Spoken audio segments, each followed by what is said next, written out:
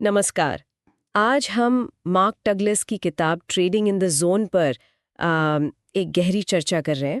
ये किताब इस बड़े दिलचस्प विचार पर बेस्ड है कि ट्रेडिंग में सक्सेस सिर्फ टेक्निकल एनालिसिस से नहीं आती। हाँ बिल्कुल। बल्कि ज्यादातर ये आपके दिमाग, आपकी साइकोलॉजी पर निर्भर करती है। सही। तो हमारा मकसद है इस किताब से ट्रेडिंग के लिए जो ज़रूरी मनोवैज्ञानिक सिद्धांत हैं उनको समझना और उनकी अहमियत को जानना। हाँ, और ये किताब ना ट्रेडर्स के लिए एक तरह से बाइबल मानी जाती है, खासकर उनके लिए जो बाजार की उठापटक, वो जो अनिश्चितता होती है और अपने इमोशन से जूझते हैं। हम्म। ये सिर्फ क्या करना है नहीं बताती, बल्कि क्यों, मतलब आपकी सोच ही क्यों इतनी जरूरी है, इस पर बहुत जोर देती है। ठीक है, तो चलिए इसको थोड़ा और खोलते हैं। किताब का जो सेंट्रल आइडिया है वो ये कि भाई ज़्यादातर ट्रेडर्स अपना सारा ध्यान चार्ट्स, पैटर्न, इंडिकेटर्स इन सब पर लगा देते हैं। हाँ वो तो है। लेकिन अपनी सोच, अपने जो बिलीव्स हैं, अपनी भावनाएं हैं, उनको बिल्कुल इग्नोर कर देते हैं। डगलस 5 बुनियादी सत्यों की बात करते हैं जो सोच बदलने में हेल्प करते हैं। जैसे पहला वाला, बाजार में कुछ भी हो सकता है। और ये सुनने में बड़ा सिंपल लगता है ना। हाँ। पर इसको सच में मानना, अंदर उतारना वो मुश्किल है।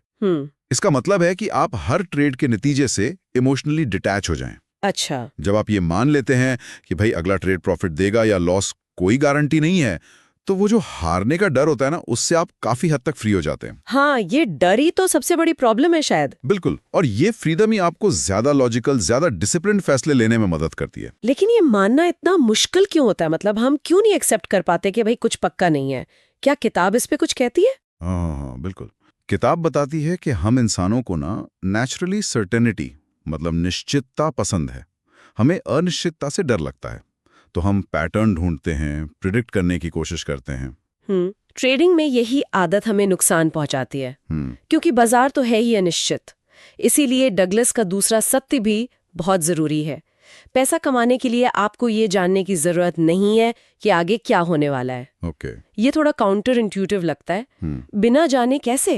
ये प्रोबेबिलिटी की सोच पे आधारित है, संभाव्यता। संभाव्यता की सोच, इसको थोड़ा और समझाएंगे। हमने पहले एज की बात की थी, वो यहाँ कैसे फिट होती है? जरूर। देखिए, संभाव्यता की सोच का मतलब है ये समझना कि ट्रेडिंग नतीजों का एक गेम है जो लंबे समय में सामने आ रहा है, किसी एक अकेले ट्रेड का नतीजा नहीं। ठीक है। और एज का मतलब कोई मैजिक फॉर्मूला नहीं है कि अगला ट्रेड पक्का जीतेगा। एज का मतलब है कि आपकी जो स्ट्रैटेजी है, लंबे समय में उसके हिसाब से जीतने की संभावना हारने की संभावना से बस थोड़ी सी, जरा सी ज्यादा है। अच्छा, एक स्टेटिस्टिकल बढ़त। एग्जैक्टली। जैसे कासिनो को पता है कि हर स्पिन पे वो नहीं जीतेगा, पर ओवरऑल वो प्रॉफिट में रहेगा। एक सक्सेसफुल ट्रेडर भी ऐसे ही सोचता है। वो हर ट्रेड जीतने की कोशिश नहीं करता, वो बस अपनी एज को बार बार डिसिप्लिन के साथ अप्लाई करता है। ये तो बहुत दिलचस्प है। तो मतलब स्ट्रैटेजी अपनी जगह है, पर उससे ज्यादा जरूरी है उस स्ट्रैटेजी को लगातार फॉलो करना, बिना इमोशंस के असर में आए। बिल्कुल सही। रिव्यूज में भी यही बात थी कि ये किताब कोई खास ट्रेडिंग सिस्टम नहीं सिखाती, बल्कि उस सिस्टम को चलाने वाले दिमाग को तैयार करती है। सही कहा। और किताब इस पे जोर देती है कि ये अनुशासन लाएं कैसे।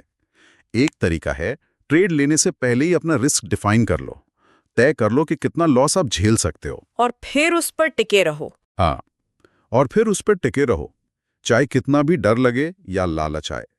जो कंसिस्टेंटली प्रॉफिटेबल ट्रेडर्स होते हैं ना, वो अपनी भावनाओं को काबू करना सीख जाते हैं। वो लॉस को ट्रेडिंग का एक जरूरी हिस्सा मानते हैं, अपनी काबिलियत पर सवाल नहीं उठाते। ये बहुत अहम बात है।